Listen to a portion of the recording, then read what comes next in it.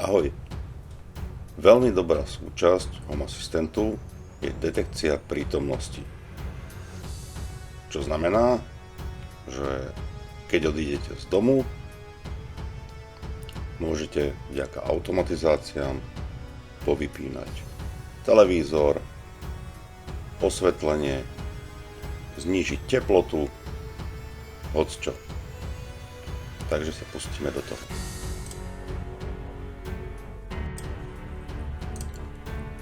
Predpokladám, že každý človek, ktorého toto zaujíma, bude mať tú svoju domácnosť, mobilný telefón.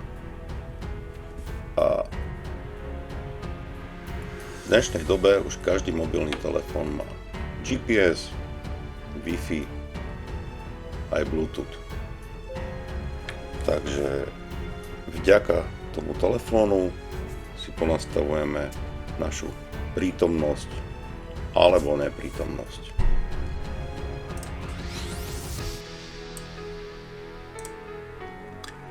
Ak máte v telefóne stále zapnutý mobilný internet a takisto máte aj vzdialený prístup k Home Assistantu, tak vám stačí GPS lokácia a tým pádom systém vie, kedy ste doma, alebo teda úplne presne vie, kde ste. Ak toto nepoužívate, mobilný internet, ale fungujete skôr na Wi-Fi-nách, tak už je to o niečom inom.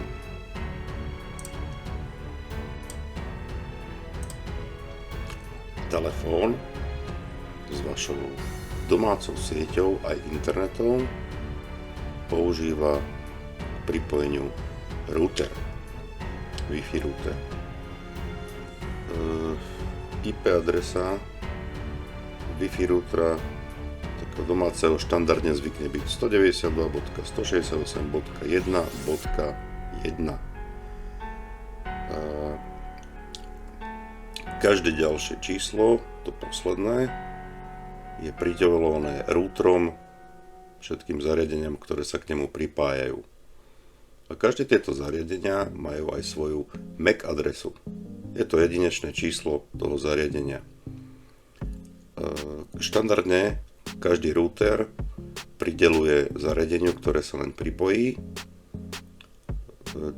dynamicky teda rôzne IP adresu, ktorá neviem, jak náhodne proste funguje, ale proste náhodne mu prideli nejaké koncové číslo. To znamená, že môže byť, že zariadenie, telefón, ktorý sa pripojí na môj router, bude mať IP adresu 192.168.1.77 a jeho MAC adresa napríklad bude tam, čo vidíte, 38 60 77 8A 9A 59. Teraz, ak chceme naše zariadenie v Home Assistante rozoznávať cez IP adresu, tak ako na routeri, tak aj v mobilnom telefóne musíme nastaviť nie dynamickú, ale statickú IP adresu pre ten mobilný telefón.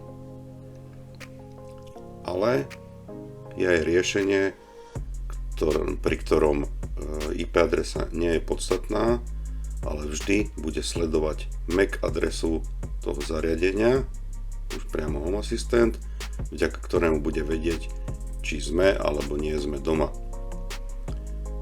Formou MAC adresy to funguje tak, že v konfiguračnom súbore Home Assistanta si to bude lepšie takto treba zadať riadok Device Tracker. Ja mám priamo Xiaomi router, ktorý má svoju IP adresu 192.168.1.1 a má svoje heslo ten router, ktorým sa viem pripojiť do jeho nastavení.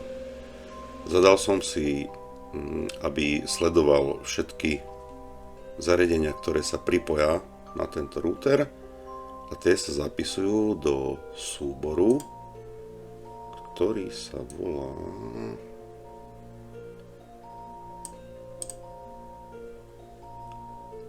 GNU Device.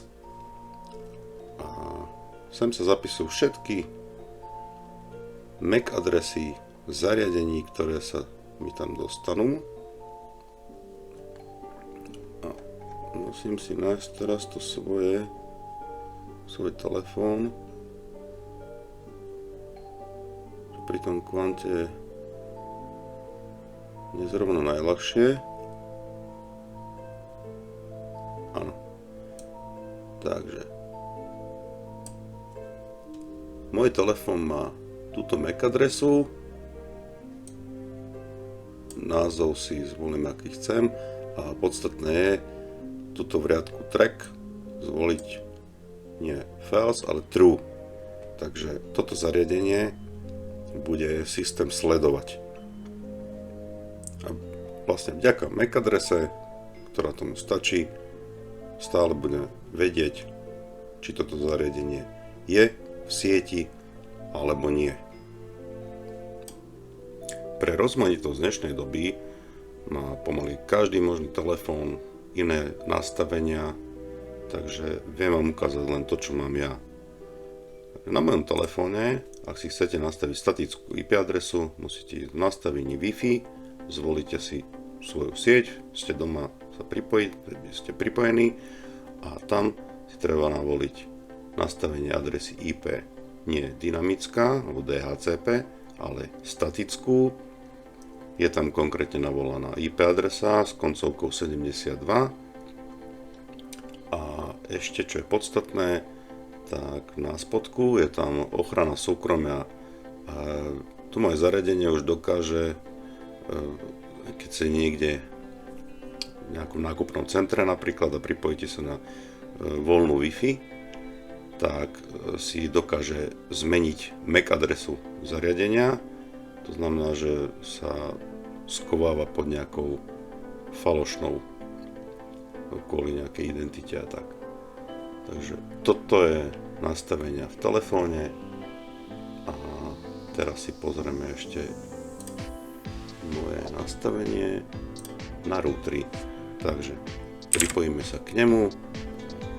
Do riadku vyhľadávania si zadám teda do adresy IP adresu môjho routera, to je 192.168.1.1 s bodkami. Vypýta si to moje heslo do prihlásenia nastavení routera. Ja konkrétne mám EMI router 4A Giga verziu, kde sú tieto nastavenia tuto Advanced a hneď táto druhá bublina DHCP, Static IP a Segment. Tu už je zoznam, áno, už je načítaný vlastne zariadení, ktoré presne nechcem, aby sa im IP menilo alebo aby router im náhodne pridal nejaké iné pri výpadku elektriny alebo tak. Takže len na spodku, keď ho ešte teda nemám, tak dám pridať ten môj telefón s tým, že konkrétnou tou IP adresou, koncovkou ja mám 72, ho pridám do tohto zoznamu a tým pádom už aj tento router vie, že môj telefón stále pridelí s koncovým číslom 72 a nijak inak. Vždy bude v tom istom. No a potom, čo sa týka nastavení v Home Asistente, tá možnosť, ako cez IP adresu sledovať to zariadenie, keď už máme staticky stále nastavené, že sa nám číslo nemení, je služba Ping. Nevadí, má to vyhľadávanie. Takže Ping. Je to v podstate skôr jak ping-pong, router, alebo teda Home Assistant pošle cez router na konkrétnu IP adresu akýby signál, ktorý, ak sa mu vráti, znamená to, že zariadenie je prítomné, je v sieti, tak teda je doma. Ale keď mu ten signál pošle, ale bez odozvy, že nič sa nevráti, tak je jasné, že to zariadenie, konkrétne telefón, je preč, není v sieti a tým pádom doma nie som. No.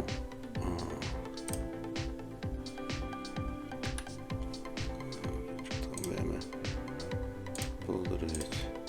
V podstate áno, to je skoro dobré. Áno, to je tá moja IP adresa a viete si tu predstaviť ešte počet tých signálov, ktoré má poslať a ešte interval, to je sekundy čakania, kým sa sledovač zariadenia označí ako neprítomný po tom, čo ho nikto nevidel. Tam konkrétne nastavených 180 sekúnd. Takže po 3 minútach mojej neprítomnosti alebo neprítomnosti môjho telefónu sa predstaví táto entita, ktorá to rieši, z home na status not home.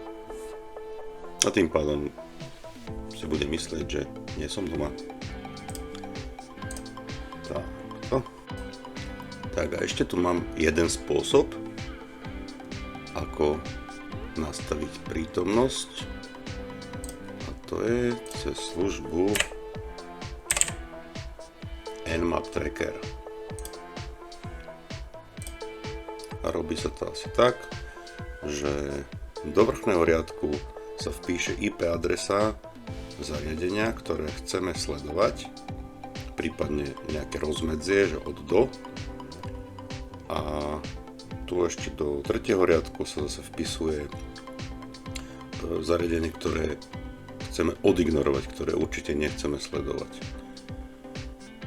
Tu ešte môžete zadať minimálny počet minút, medzi ktorými sa má to zariadenie sledovať. Potom ono to vyzerá asi takto, že konkrétne môj telefón buď môže byť pripojený k 71 koncovej IPčke alebo 2 a všetky ostatné IP adresy má odignorovať. Tu som si dal 1 minútu a interval skenovania je 30 sekúnd. A každé 2 minúty, to je 120 sekúnd, má čas na to zistiť, či je prítomný alebo neprítomný. A keď som si porovnával všetky tieto typy sledovania, tak cez MAC adresu mi to funguje perfektne, aj cez tento Nmap, ale ping je rozhádzaný, nefunguje to úplne korektne. Takže ak viem odporučiť, tak není potreba teda mať aj to je skôr taká istotka, ale určite cez tú MAC adresu je super, aj ten Nmap funguje skvelo. No a potom, ako posledná vec, tým vlastne sme si teraz vytvorili entity, ktoré sledujú mňa. Všetko je to cez telefón, ale bude to formou MAC adresy môjho telefónu a potom ten ping alebo Nmap je podľa IPčky. Pri týchto IPčkách treba mať nastavenú statickú IP adresu aj v telefóne a v routeri je dobre si ju rezervovať, tú IP adresu. Jak toto máme, tak v nastaveniach tejto sekcii ľudia. Tu mám priamo Peter a vlastne tu mám popridávané presne tie moje sledovacie zariadenia. Takže je to ten mmap, cez tú MAC adresu a tieto dve pingy. Tie asi povyhadzujem, lebo sú na nič, ale tieto dva sú super. Takže aj keby jeden zlyhal, stále ešte druhý funguje. Keby niečo. No a takýmto spôsobom vlastne sa vytvorí osoba, ktorou lokálne Home Assistant vidí, či je doma alebo nie. A už potom na základe tohto vieme rôzne automatizácie ponastavovať a skvelé veci všelijaké porobiť. Ale to až na budúce. Takže to je asi všetko. Tak čau.